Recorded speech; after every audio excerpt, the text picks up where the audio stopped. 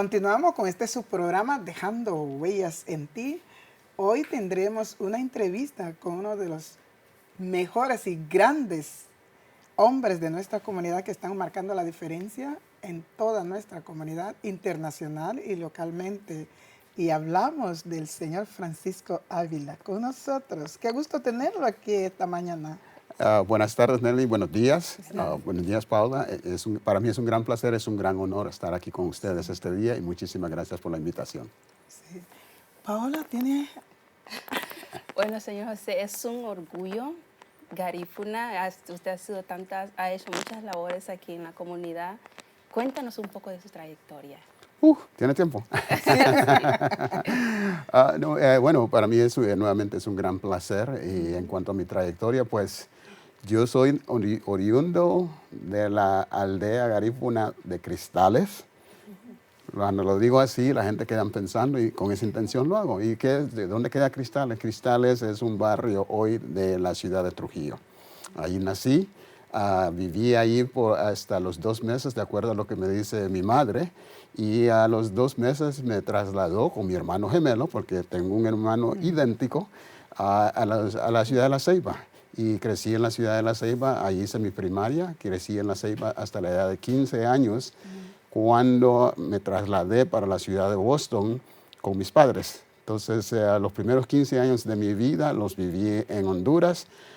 Este año cumplo 50 años de haber emigrado a este país con mi padre.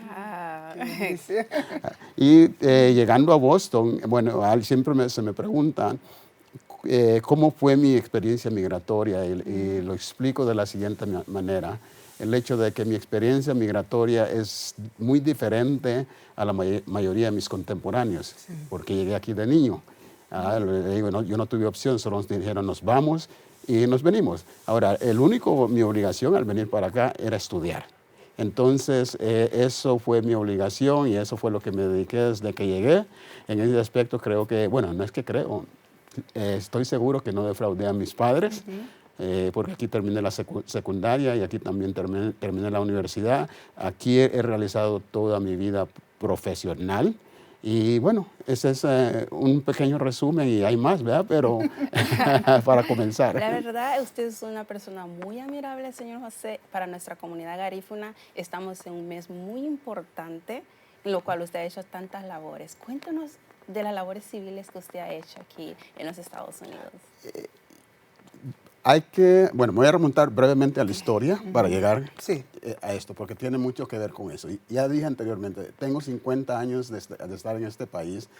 Llegué un año después de lo que celebramos ayer o conmemoramos ayer, el asesinato de Martin Luther King. Yo llegué aquí. Cuando yo llegué a este país todavía estaba en crisis. Acabamos de pasar la época del racismo, de la discriminación.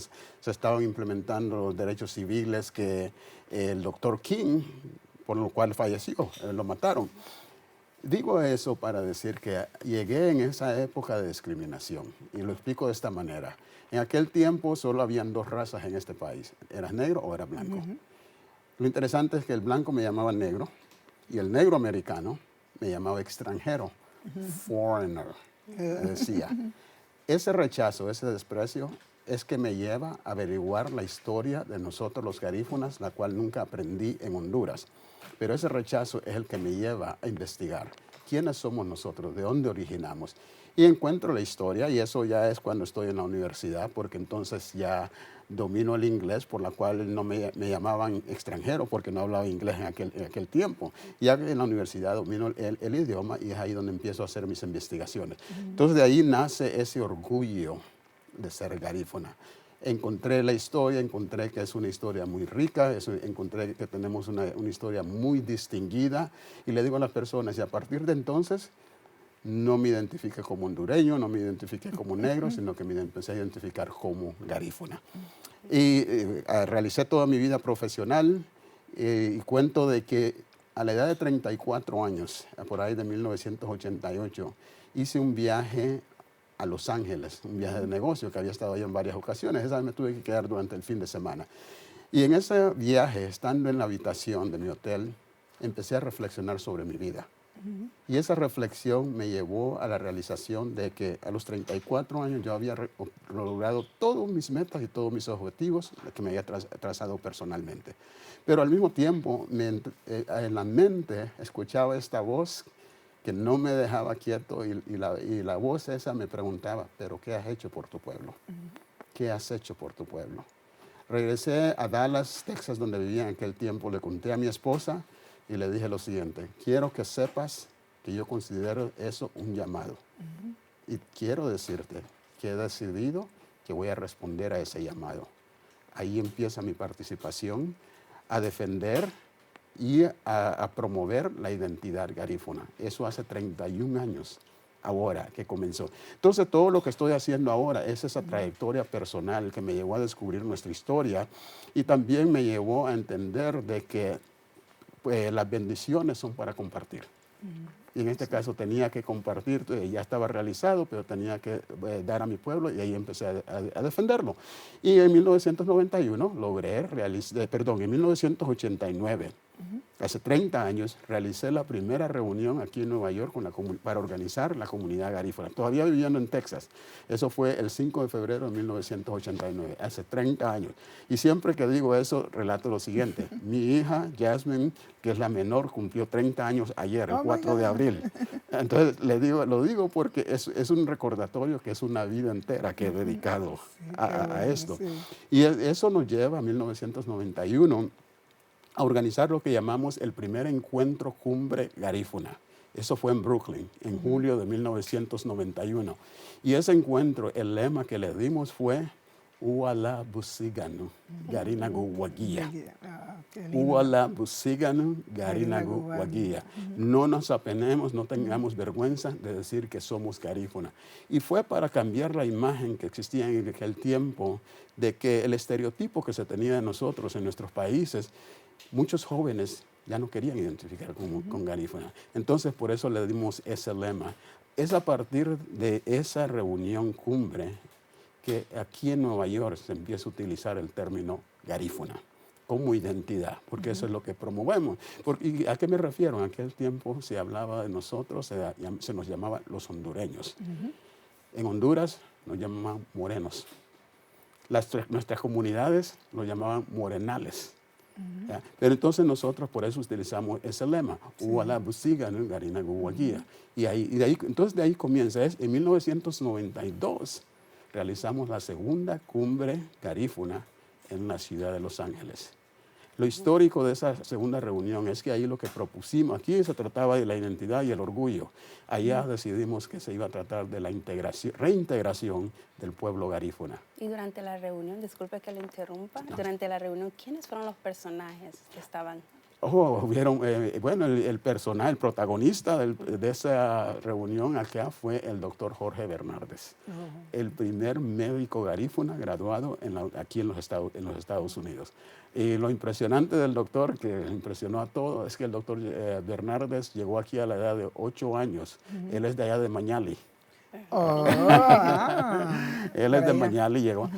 Él en su hogar no se habla ningún otro idioma más que el idioma garífuna. Y los hijos que nacieron aquí, todos hablan garífuna. Entonces, él fue la atracción de ese día. Está la afinada señora Dionisia Maya, doña Micha. Ella fue una de las participantes, la afinada Lidia Gil.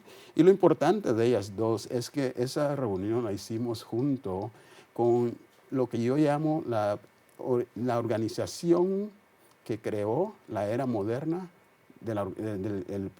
el proceso organizativo de la comunidad garífuna aquí.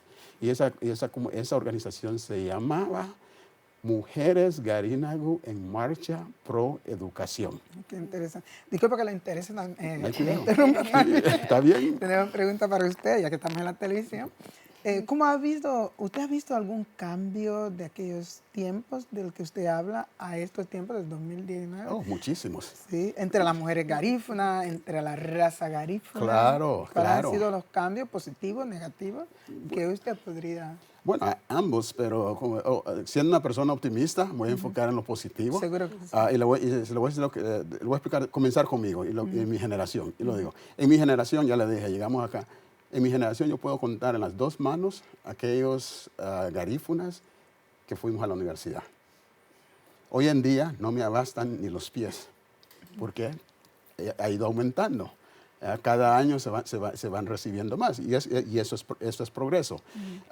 Como comunidad hemos avanzado muchísimo. Sí. Como digo, por ejemplo, el hecho de haber logrado de autoidentificarnos como garífuna. En Honduras, siempre hago mención de que en 1997 se celebró el 200 aniversario de nuestra llegada allá.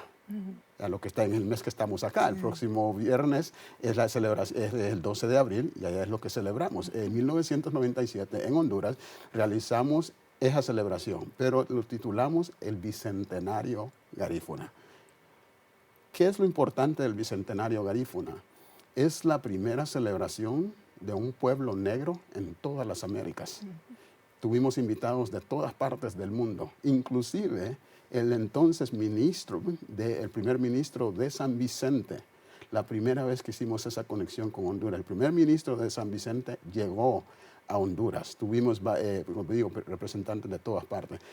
Esa celebración, el Bicentenario Garífuna, es lo que impulsa el movimiento negro a través de las Américas. Lo que hoy se conoce como el movimiento afrodescendiente comienza con nosotros y comienza en la Ceiba, Honduras.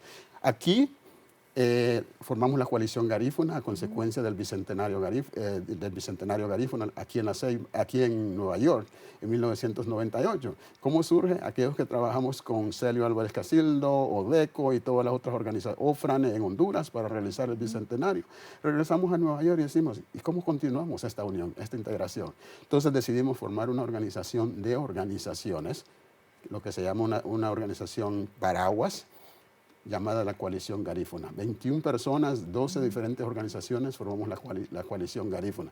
Eso da un giro en que es la primera organización de ese nivel, que aglutina a varias organizaciones, y eso es lo que nos permite abogar aquí, también aparte de abogar, cabildear, apoyando a Odeco en Honduras, a Washington, con viajes a Washington, gestiones políticas y todo eso, continuación. Luego, eventualmente, hace como 10, 11 años, logramos aquí, comenzando en el Bronx, que se proclamara el mes de la herencia garífuna aquí en el Bronx. Eso fue en el 2009, hace 10 años. Y eso, de ahí, el 2010, pasa a nivel estatal. El entonces asambleísta Michael Benjamin es el primero en presentarlo en la Asamblea de Nueva York.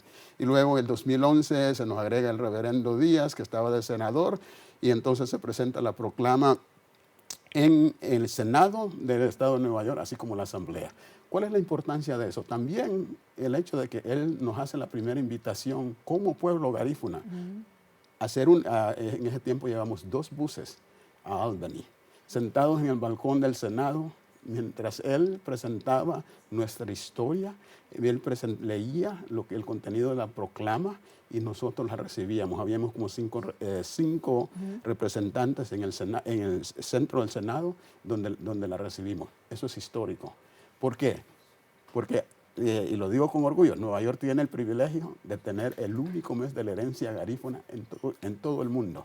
Porque el resto de las poblaciones donde venimos, por ejemplo en Honduras, decidieron llamarlo el mes de la herencia africana. En Guatemala se celebra la llegada, que es el 26 de noviembre. En Belice el 19 y también en Nicaragua el 19 de noviembre. Es un día. Sí. Aquí proclamamos un mes.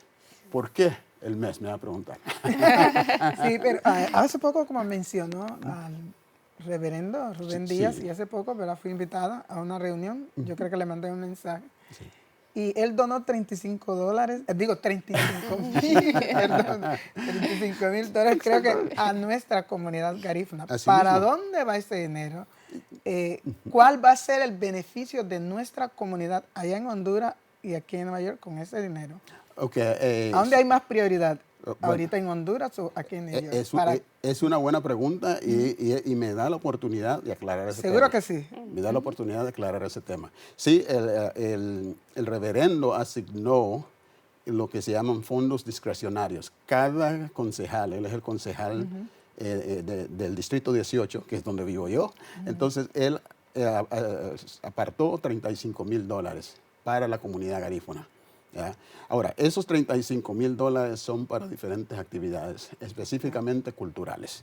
¿Ya? Es para poder celebrar, por decir así, festivales, eventos culturales, eventos familiares, y para eso son los fondos. La explicación que tengo que dar: los fondos discrecionales son para los 5 condados de la ciudad de Nueva York. No se pueden usar fuera, aún aquí fuera del estado, ni siquiera en Long Island, que está aquí en el mismo estado, ni siquiera ahí. Tienen que ser los 5 condados de la ciudad de Nueva York. En cuanto a prioridades, bueno, la coalición surge, como dije anteriormente, como parte de esa colaboración con Honduras, específicamente con ODECO. Y es así como logramos el Bicentenario y muchas cosas más que han continuado. Entonces, esa colaboración entre Nueva York, la comunidad garífuna de Nueva York y Honduras, siempre ha estado ahí. Las prioridades, le voy a ser sincero, conmigo se volvió el hecho de que en aquel tiempo había mucho énfasis en Honduras, pero también aquí teníamos problemas sociales, los mismos problemas sociales que teníamos allá, pero aquí no estábamos haciendo nada. Entonces la coalición tomó la decisión de que nuestro enfoque iba a ser aquí en Nueva York. Por ejemplo, ¿cómo logramos el mes de la herencia garífuna aquí en Nueva York? Fue atándolo a la historia del incendio en el Club Social Happy Land. Sí. Fallecieron el 25 de marzo de 1990. Fallecieron 87 personas. De esas 87 personas, 60 eran garífunas. La mayoría de las víctimas fueron garífunas. Entonces esa era una historia que no se había atado. Y cuando nosotros empezamos a gestionar el mes de la herencia garífuna, cuando empezamos a gestionar, buscar fondos, hay que contar una historia convincente que ate a la comunidad, a la ciudad donde vivimos. Entonces esa fue la historia que pudimos atar. Y una vez que empezamos a contar esa historia, ya no había que explicar nada, porque solo, sí, recordamos, pero no sabíamos que la mayoría de las víctimas habían sido garífunas. Y eso nos dio el impulso en cuanto al trabajo organizado, y al mismo tiempo, pues de ahí el trabajo organizado ya nos llevó al cabildeo político, que es lo que nos permite a que el reverendo Díaz, concejal Díaz, asigne $35,000 a la coalición garífuna, pero para la comunidad garífuna. Para la comunidad garífuna.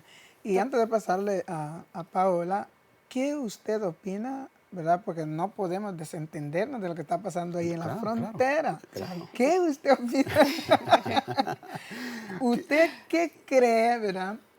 ¿Cuál es? O Paola, vamos a opinar, vamos a abrir esto. Está bien, sí. ¿Cuál es el motivo, vamos a decir así, verdad? ¿Cuál es el motivo por el cual estas personas están dejando sus tierras, sus casas, arriesgando su vida para llegar a Estados Unidos? ¿Cuál usted cree, Paola también puede opinar, pero también usted puede opinar? Vamos a dejarlo abiertamente, ¿verdad? No, yo puedo empezar y voy a ahondar porque es un tema muy importante. Porque ellos, ¿verdad?, asimilan que nuestras autoridades allá en nuestros países no están haciendo lo suficiente por ellos. No hay trabajo, mucha delincuencia, pues no estamos ajenos a todo lo que está pasando, porque leemos las redes desde que, oye, esas redes dicen... hoy no nos perdemos nada. Como yo digo, uno ya no tiene vida privada. Exactamente. Entonces, ¿verdad? Nos informamos de lo que está pasando y es triste lo que está pasando. ¿Qué usted opina? Y después, usted también puede opinar como joven. Nelly, es triste, pero voy a decir lo que digo. La inmigración no es nueva. Si leemos la Biblia, las caravanas no son nuevas. Es parte de la historia de la humanidad. Así es. Solo es que ahora ha tocado a nuestro país de origen. Y digo que no es nueva porque nosotros, por ejemplo, nosotros los garífunas, estamos emigrando a este país desde los 30. Yo no había nacido hace 80 años cuando empezamos a emigrar a este país.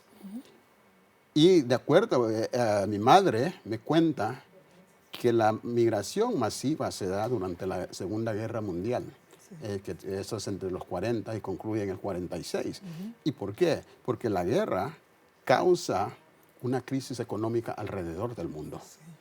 Y ella me dice que en Trujillo, donde nací yo, y ahí estaba viviendo, ella dice, Francisco, todo se acabó. No había nada, no había recursos. Entonces de ahí es donde los hombres garífunas empiezan a embarcarse. De ahí comienza nuestra emigración. Y en los 30 fue lo mismo. Pero entonces de ahí comienza. Eso para decir que también está documentado que nosotros los garífunas tenemos el historial más largo de migración legal de Honduras. Somos nosotros los garífunas. Entonces no es nuevo. Hablando de delegación, disculpa que le interrumpa nuevamente, se dice que aquí en los Estados Unidos sabemos más de 250,000 garífunas. Sí, exactamente. Pero me gustaría saber qué métodos utilizaron para poder llegar a esa conclusión. Ok, voy a concluir lo que estaba diciendo y voy para llegar ahí. Porque la única forma de atar cabos es con la historia, ¿verdad? Que tenemos para lo que está sucediendo. Porque entonces, como lo digo, es la primera vez. Ahora, la primera vez que la comunidad hondureña en general emigra masivamente es hace 21 años, 1998. El huracán Mitch. Oh, okay. Acuérdese que destruyó todo lo que es la industria, todo lo que es la agricultura. Yo lo presencié. Exactamente. ¿Ya? Ahí es donde por primera vez el hondureño sale masivamente de su país. No nos olvidemos que lo que llamamos tepecianos, lo que tienen protección temporal, es a causa de ese huracán. Exactamente. Entonces, pero es la primera vez que el hondureño tiene que hacer eso. Ahora, para llegar brevemente, esta crisis no es nueva. Esto comenzó en el 2014. Recordemos los niños que vinieron solos. Y luego las mujeres, con lo que le pusieron los grilletes. Sí. Entonces, esto ha estado pasando por los ahora 5 años. ¿Y cuál es la razón? La misma razón que lleva en aquel tiempo. Se lo voy a resumir de esta manera. Yo hablo de que aún yo que llegué aquí de niño, soy un refugiado económico. Porque si en mi país existieran los recursos que estaban aquí, mis padres no hubieran tenido razón de abandonar sus carreras que tenían allá para podernos proveer una educación. Entonces, y sigue siendo lo mismo ahora con somos refugiados económicos. Entonces, para llegar ¿cómo figuramos eso? Analizando el censo, específicamente el censo del 2000. Y en el 2010 nos asociamos con la Oficina del Censo de los Estados Unidos para poder identificarnos como garífuna. ¿Por qué? Porque en el censo del 2000, la forma que nos pudimos identificar fue porque, y esto es algo que muy pocos saben, y lo voy a aprovechar para decirlo. Para eso está su programa de Dejando Huella. Gracias. Para informar a nuestra comunidad. Gracias. ¿Verdad? Y gracias por la oportunidad. Y tiene que ver que deja esas huellas aquí. En el censo del 2000, cuando analizamos el censo del 2000, aquí en el Bronx es el único condado donde aparece un país centroamericano. En el censo del 2000, Honduras era el país de origen, que ocupaba el 6º lugar como país de origen de aquellos nacidos en el extranjero aquí en el Bronx. El único condado donde aparecía. Ahora, ¿quiénes son la mayoría de los hondureños que viven en el Bronx? Los hondureños garífunas. Yo le digo a las personas y lo digo a todo el mundo, aquí en el Bronx es la comunidad garífuna más grande del mundo. ¿Por qué? Porque aquí en Nueva York hay 250,000 entre nosotros, la mitad de esa población está aquí en el Bronx. Es más grande que Masca, es más grande que cualquier comunidad de las 53 que hay en Honduras, o de las 6 que hay en Belice, o las 3 que hay en Guatemala, o las 3 que hay en Nicaragua. Entonces, por eso, ahora, nuevamente, ¿por qué decimos, cómo lo pudimos comprobar? Lo otro, somos los hondureños la mayoría. Pero aquí está la población hondureña más grande fuera de Centroamérica. Está aquí en Nueva York. Aquí en Nueva York está la comunidad guatemalteca más grande fuera de Guatemala. Y aquí en Nueva York está la segunda comunidad beliceña más grande. La más grande está en California, pero aquí está. Entonces, esas 3 comunidades es lo que compone esos 250,000. Y eso lo pudimos comprobar analizando el censo de los Estados Unidos. Interesante. Sí, muy interesante. Muchas personas piensan que los garífunas, bueno, venimos de Honduras, prácticamente no, habemos en Belice, Guatemala, y es por eso esa conclusión ha llegado, que mucha esa cantidad de lo que hay aquí. Y es una buena oportunidad para explicar por qué celebramos abril, ya sea como el mes de la herencia garífuna o el mes de la herencia africana ya, y el 12 de abril como la llegada. Y por ejemplo aquí específicamente lo proclamamos del 11 de marzo al 12 de abril. ¿Qué tiene que ver? Remontarnos a la historia. El hecho de que nuestros ancestros son originarios de la isla de San Vicente, en el Caribe, allá por Venezuela, bien lejos. Combatieron a los ingleses en San Vicente por 30 años, con 2 guerras, que se llamaban las guerras caribeñas, Por 30 años, desde 1668 hasta 1795, combatieron nuestros ancestros a los ingleses. Por esas batallas de nuestros ancestros, San Vicente es la última isla del Caribe que fue colonizada por los europeos. Tocando el tema de San Vicente, en este mes tan importante le hacemos un homenaje a nuestro rey, Saint Joseph. Allá voy. Ahí voy. Solo quedan 5 minutos, pero diga todo lo que tiene que decir en 5 minutos. Usted es el invitado. Ahí voy. Entonces, ¿y quién y cómo logran? Entonces, los combatimos. El 14 de marzo de 1795 matan al jefe supremo de los garífunas, José Satuye. Lo matan en San Vicente el 14 de marzo de 1795. Después de eso empieza la persecución de nuestros ancestros. En febrero del 1796, esa persecución lleva a que capturaron más de 5,000 de nuestros ancestros. Los trasladaron a una isla, que es una piedra hasta la fecha. Allí murió la mitad de la población, casi 2.500. Los 2.500 que sobrevivieron, el 11 de marzo los montaron en 8 barcazas. Los lanzaron al Océano Atlántico sin tener idea para dónde iban. Esas barcazas o barcos llegaron a Roatán el 12 de abril de 1797. Entonces, por eso proclamamos el mes. El 2002, José Satuye fue proclamado el primer héroe nacional de San Vicente. Oh, wow. Entonces, pero esa es la historia y por eso proclamamos el mes acá del 11 de marzo al 12 de abril. Y por eso es que para mí es un gran placer estar aquí para poder compartir. Para todos nuestros televidentes, ¿cómo surge el nombre garífuna? Hay muchas versiones. Hay quienes dicen que significa gente que come casada, hay quienes dicen que tiene que ver con África. Nada que ver. El nombre garífuna surge de que, recordemos que el garífuna es una mezcla de los africanos, y eso sucedió en San Vicente, la mujer arahuaca y la mujer caribeña. Eso es lo que o sea que nosotros, garífunas, tenemos un poco de África. Somos mucho de África. Ok, sí. Mucho y me alegra que lo mencione, porque hay quienes hoy en día lo quieren rechazar. Por eso es que estoy diciendo. Ahora, y se lo voy a explicar de esta manera. Somos esa mezcla, pero la fisonomía de nosotros es afrodescendiente. Y esta es la importancia de la historia. A los que expulsaron, no fue a todos los garífunas. Expulsaron a los garífunas que se habían mezclado con los africanos, los que tenían apariencia negra. Eso fue. Está comprobado que en los barcos, antes de zarpar, habían 11, lo que los ingleses llamaban caribes amarillos, indígenas. Les permitieron bajarse de los barcos. Entonces, esa es la importancia. Sí, hay quienes lo quieren negar. Somos esa mezcla y tenemos más de africano que de indígena y fueron los que nos mezclamos, los que expulsaron. Muy orgullosos, ¿verdad? Sinceramente yo me siento orgulloso de ser garífuna, como yo siempre digo. Si yo vuelvo a nacer, yo sé que uno solo nace una vez, pero muy orgullosa de ser garífuna y aquí estoy en esta hora también representando a mi amigo Iván Moreira. Muy orgullosa. Muy orgullosa. Así mismo. Garífuna woman. Regresando nuevamente a la entrevista, este es un mes muy importante para nosotros los garífunas. Y lo cual, usted es una leyenda, una persona muy importante. Gracias. Háblenos un poco acerca de los premios Garífuna. ¿Por qué no se dieron este año? Muy buena pregunta. Los premios Garífunas, los premios Garífunas, yo tengo un montón de historias, pero los primeros premios Garífunas los organizamos en junio de 1998, en Hostos.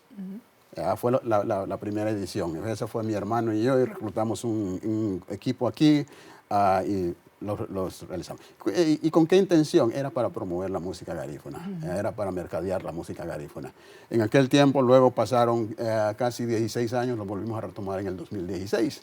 En el 2016, 2017, 2018, por 3 años continuos. Y lo explico de esta manera. En ambas ocasiones, la razón que pausamos es por la falta de apoyo de la comunidad de artistas. Los artistas no valoran los premios, no los apoyan, no los promueven. Los Grammys, los premios, y es la razón que nosotros lo hacemos, los premios son parte de la promoción. Usted ve un artista que solo con ser nominado a los premios Grammys o a los premios Lo Nuestro, los premios Juventud, lo ponen en su biografía. Nominado en 1996 a los premios Lo Nuestro. Nuestros artistas no hacen eso. Y sería muy lindo que eso pasara. A veces cuando yo estoy, especialmente en Univisión, cuando están dando los premios Garífuna en Telemundo, yo digo, wow, siempre miro y digo, el señor José, los artistas Garífuna, espero que valoren lo que nosotros tenemos y se reflejen y miren eso, porque esa es una escala para subir, pero en lo contrario, muchos como que no apoyan. No, exactamente. Y es muy importante apoyarnos entre nosotros. Tenemos que apoyarnos. Yo creo que ese es un factor, ¿verdad?, que hace falta en nuestra comunidad, la unidad, ¿verdad? Porque a estas alturas, ¿por qué tenemos que estar desunidos? Yo creo que si todos nosotros como garífunas nos unimos, haríamos un mundo diferente entre los garífunas. Pero como que hay algo que nos yo le puedo decir cuál es ese algo.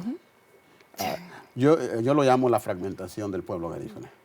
Y la fragmentación, lo voy a decir aquí, porque la fragmentación del pueblo garífuna es el hecho de que nadie se ve como garífuna. Nadie dice yo soy garífuna. Yo soy hondureño. Pero yo soy hondureño, soy corozaleño. Yo soy de Sambo Creek, yo soy de Río Esteban. Todo el mundo habla de dónde origina. Primero la nación y luego su comunidad. Pero nadie dice. Aquí en Nueva York, el miércoles hice una entrevista y me lo preguntaron. Me dice, ¿dónde cree usted que se practica más y se ejerce más la cultura garífuna? Aquí en Nueva York. Y a tal extremo que en 2007 yo lo empecé a decir y lo mantengo, que Nueva York hoy en día es el epicentro de la cultura garífuna. Ahora, ¿por qué? Porque, y les explico, vuelvo a lo de inmigrantes, vuelvo a la inmigración. Es la tendencia del ser humano que cuando estamos en nuestros países de origen, cuando lo tenemos todo, no lo valoramos, hasta lo despreciamos.